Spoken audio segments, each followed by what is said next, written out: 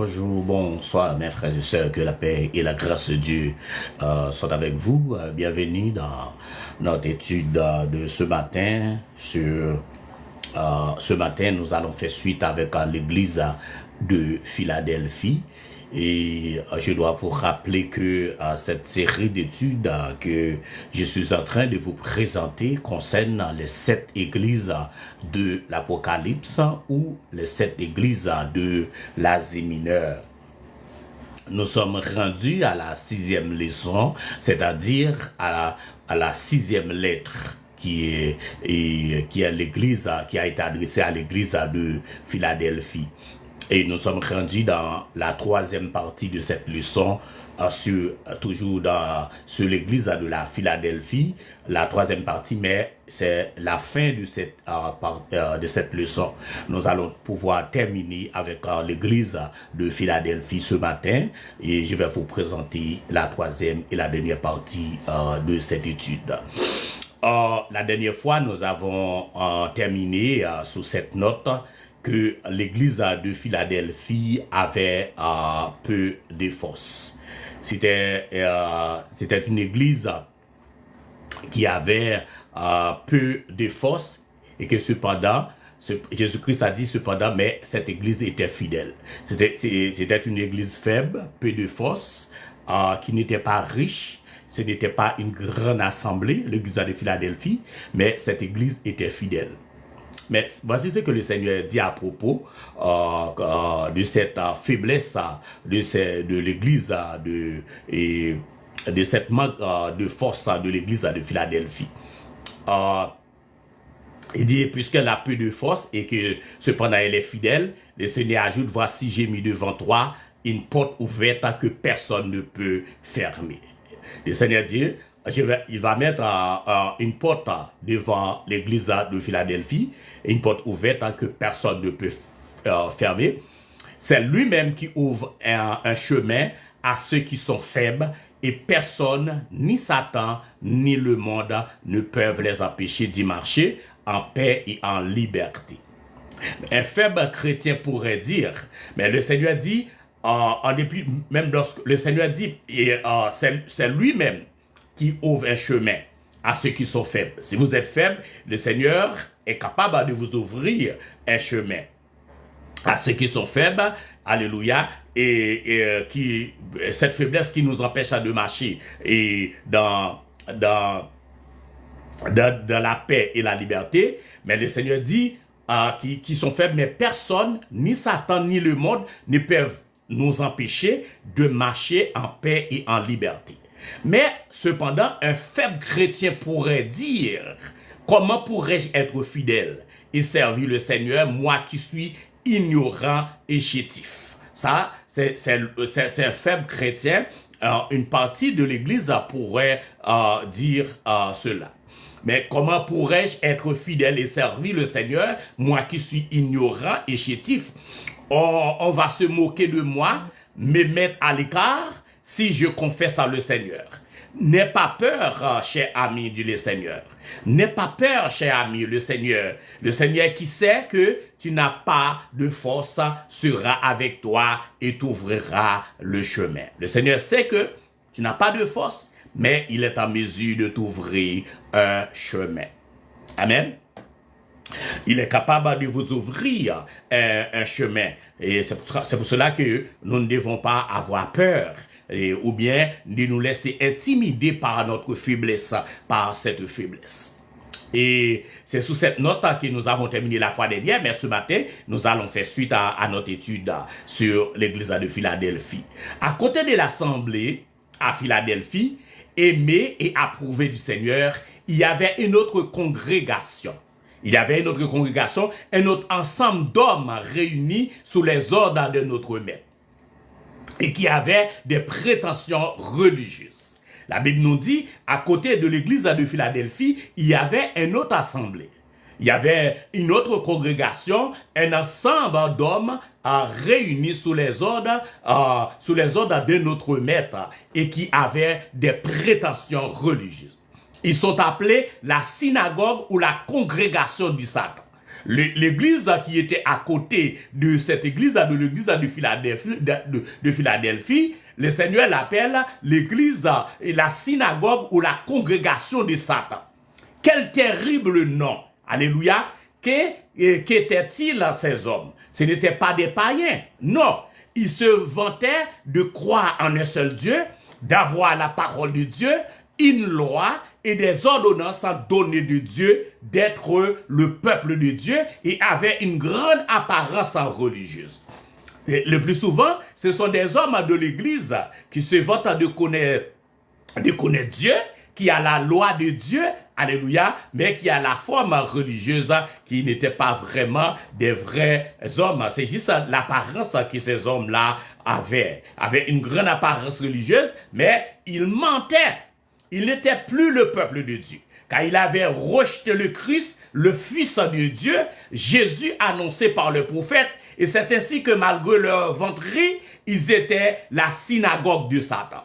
Alors, toute religion, toute forme religieuse qui rejette comme base le Seigneur Jésus, c'est-à-dire le Fils de Dieu, amen, annoncé par les prophètes, dont sa naissance a été annoncée par les prophètes, sa mort a été annoncée par les prophètes, alléluia, son ascension, alléluia, a été annoncée par le prophète, et Jésus-Christ lui-même a fait la promesse qu'il reviendra, alléluia, mais ces hommes-là avaient rejeté Jésus-Christ, pourtant ils se disaient des hommes de Dieu, et ils ont la loi de Dieu, et ils étaient des religieux, fervents religieux. Mais la Bible dit que cette assemblée était une synagogue de Satan. Malgré leur vanterie, ils étaient la synagogue de Satan. Alléluia. Est-ce qu'aujourd'hui, une église existante, le Seigneur, alléluia, vient faire la radiographie de cette église pour dire, moi, je fais la radiographie de votre église aujourd'hui. Comme résultat, le Seigneur Jésus trouve qu'il s'agit d'une synagogue de Satan, mais c'était pas vraiment une église basée sur la doctrine de Christ. Oh, alléluia, j'aime la parole de Dieu. Toutes leurs prétentions religieuses n'étaient que mensonges aux yeux du Seigneur. Il en est de même aujourd'hui, se dire chrétien parce que l'on a une certaine forme religieuse, qu'on a été baptisé et que l'on fait ainsi partie d'une église, n'est pas forcément selon la vérité. Parce que tu fais partie d'une église pourquoi que vous êtes un chrétien parce que vous faites partie d'une église. Si cette église est considérée comme une synagogue de Satan, alléluia, vous devez vous sortir parce que la Bible nous dit sortez du milieu d'eux. Vous ne devez pas rester parmi ces gens-là parce que vous n'êtes pas à la bonne place. Amen. Alléluia. Parce que la vérité n'est pas là, il faut avoir reçu Christ dans son cœur. La vérité, dans une église, il faut avoir reçu Christ dans son cœur, alléluia, et dans cette église-là, on doit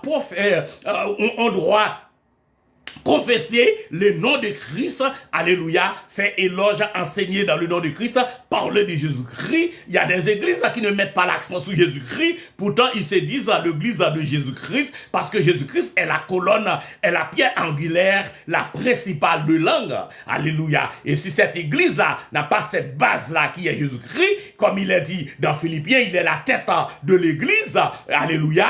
À ce moment-là, cette église pourrait être considérée comme une église, comme une synagogue de Satan. Alors, analysez, vérifiez dans votre église, dans vos enseignements, dans ce que vous faites dans cette église, dans ce que vous croyez.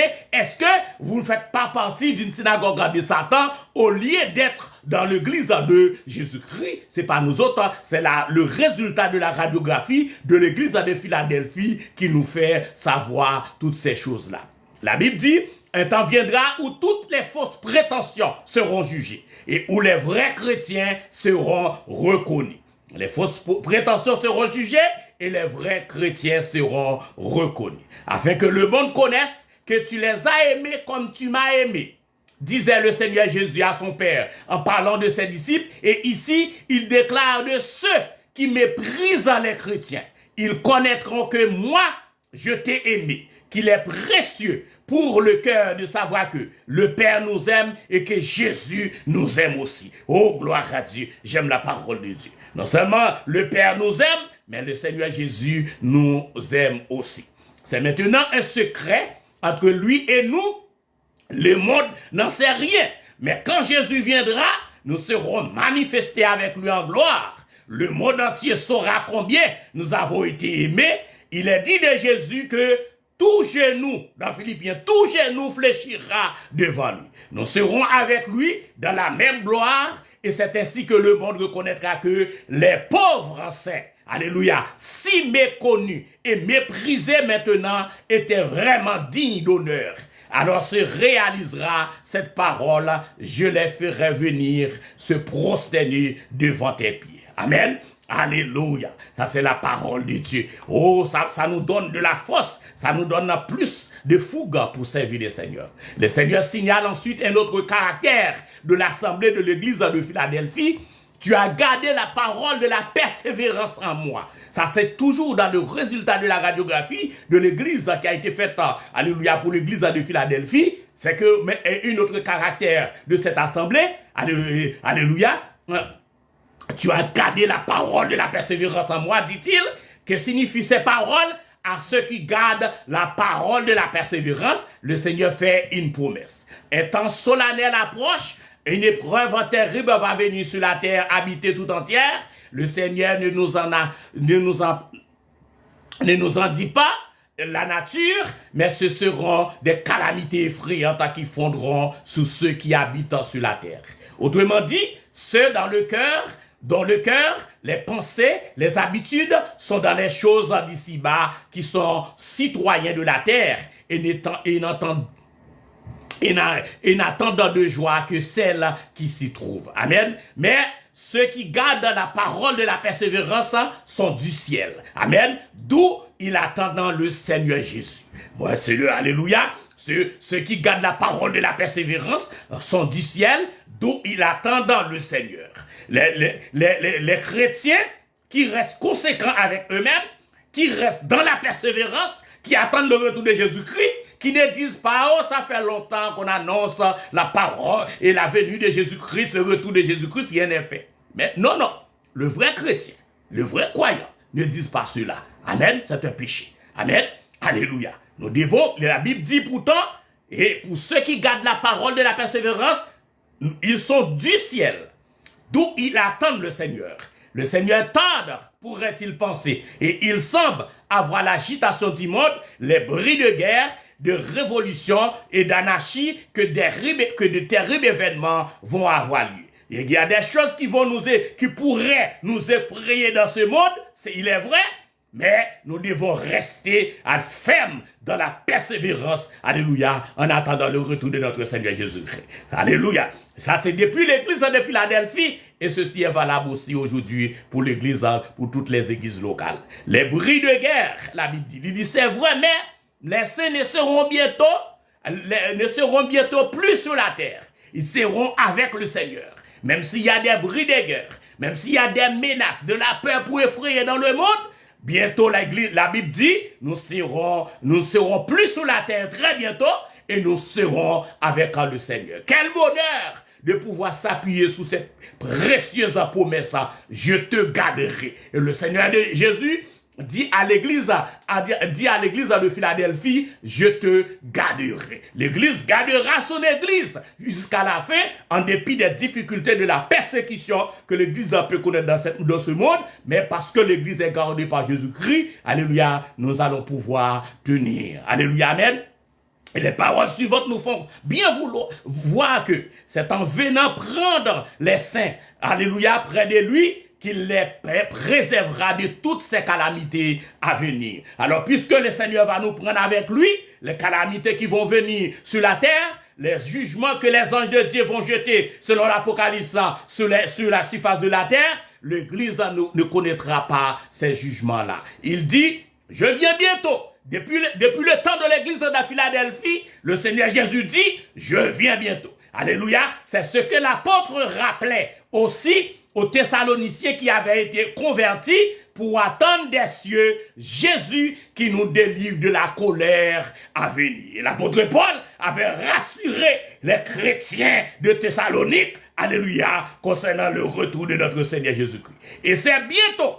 Chaque jour, nous rapprochons de cet heureux moment. Alléluia. Chaque jour, nous rapprochons de cet heureux événement, c'est-à-dire le retour de notre Seigneur Jésus-Christ.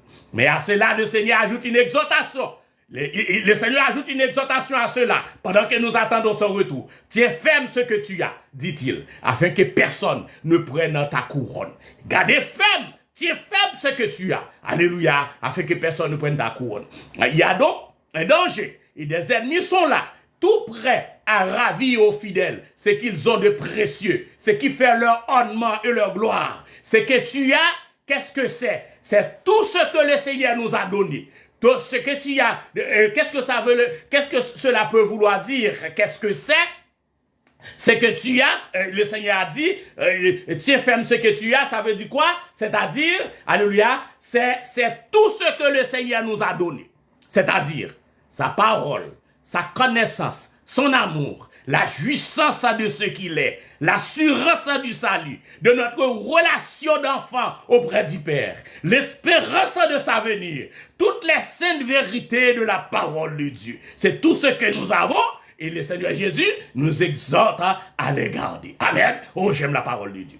Voilà ce qu'il faut tenir ferme comme la chose la plus précieuse et que Satan voudrait bien nous enlever. Amen. Si vous aviez un objet de valeur qui viendrait de votre mère, combien n'y tiendrez-vous pas? Alléluia. Si quelqu'un voulait vous le ravir, avec quelle énergie vous le retiendrez? Amen. Supposez que quelqu'un veille, veille vous persuader qu'après tout, cela n'a pas tant de valeur et se moque de ce que vous y attachez, un si grand prix, avec quelle indignation vous le repoussez. Eh bien, ce que le Seigneur nous a donné vaut infiniment plus que tous les trésors de l'univers.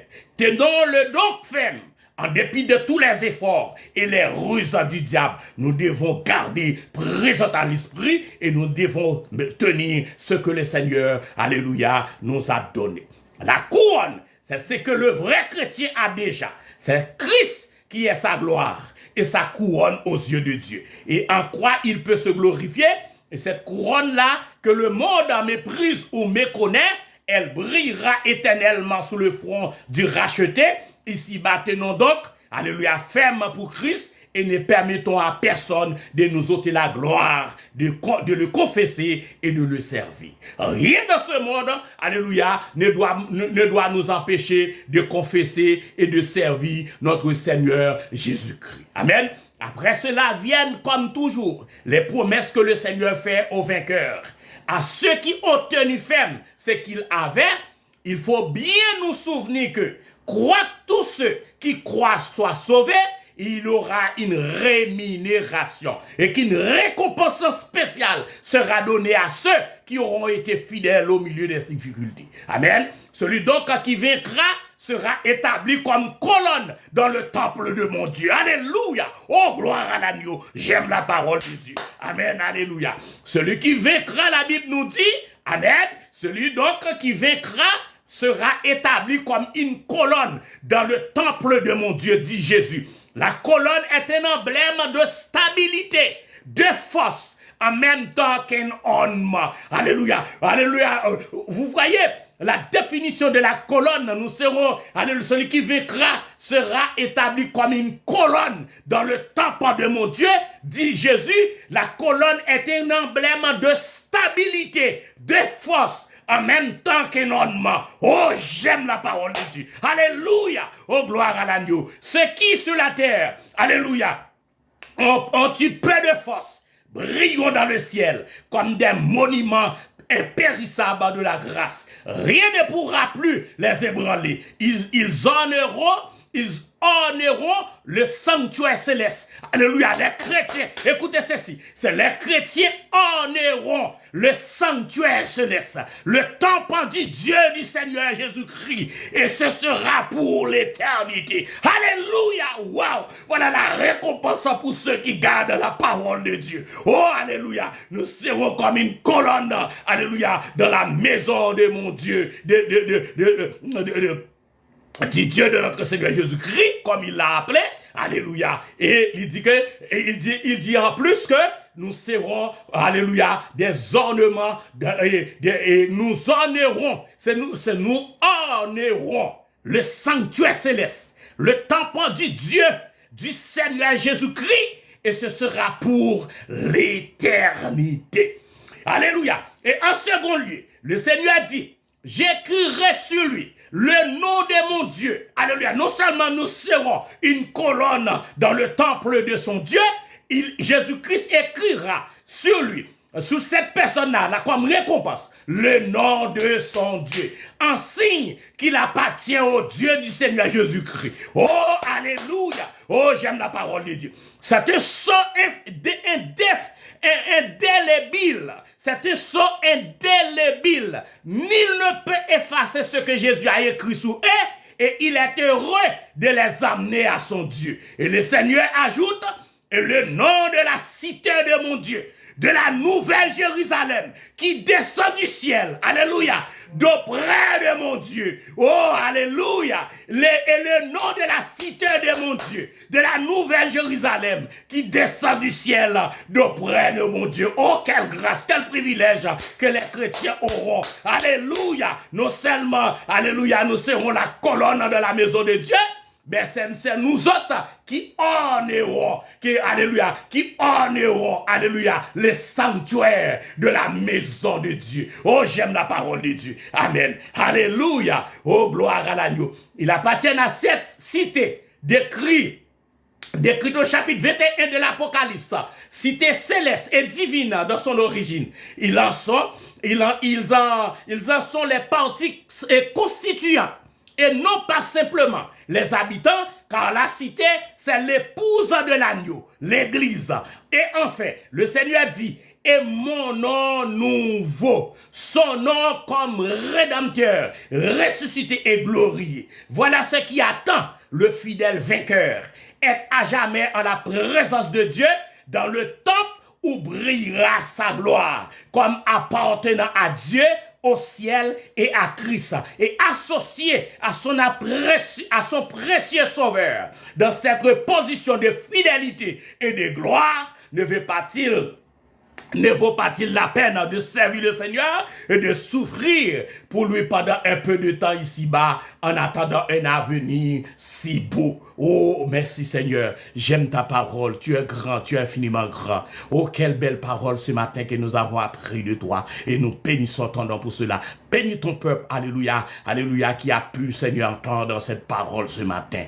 Que ta grâce soit déversée sur nous. Aidez-nous, Seigneur, à rester fermes dans la foi, à garder, Seigneur, la parole de la persévérance. Alléluia, pour que nous puissions être grands bénéficiaires de toutes ces grâces au nom de Jésus-Christ. Amen. Merci pour tous ceux et toutes celles qui étaient avec nous. C'est un privilège. Nous avons terminé avec l'église de Philadelphie. Et la prochaine leçon va être dans la 7e leçon qui sera l'église de la Odyssée. Allez en paix, que Dieu vous bénisse.